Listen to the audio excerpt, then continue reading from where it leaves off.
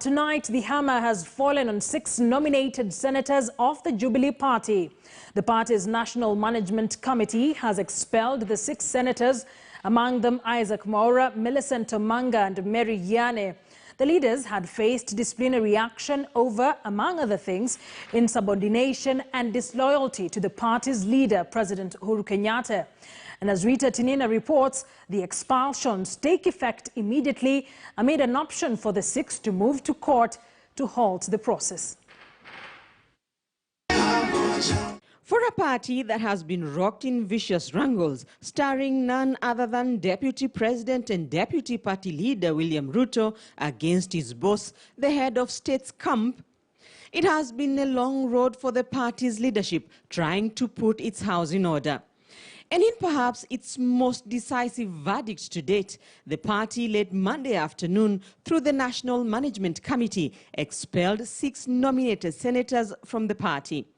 Isaac Mwaura, Yiane, Naomi Jilo, Millicent Omanga, Victor Prengei, and Iman Falhada Deko, all punished for violating Article 13 of the party's constitution. In a statement, Party Secretary General Raphael Tuju said the expulsions take effect immediately and have been communicated to the Senate and the Registrar of Political Parties. Trouble for Millicent Omanga, Yiane, Iman Falhada Deko and Naomi Jilo began in May last year after they absconded a meeting convened by President Uhuru Kenyatta to ratify the removal of Senate Majority Leader Kipchumba Murkomen and Majority Whip Susan Kihika.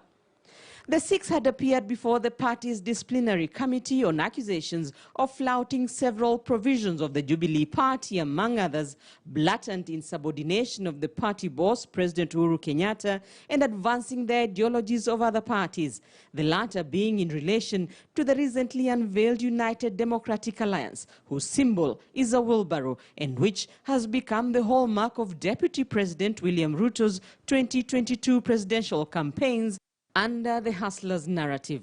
The move to expel the senators comes just a day ahead of a parliamentary group meeting slated for Tuesday.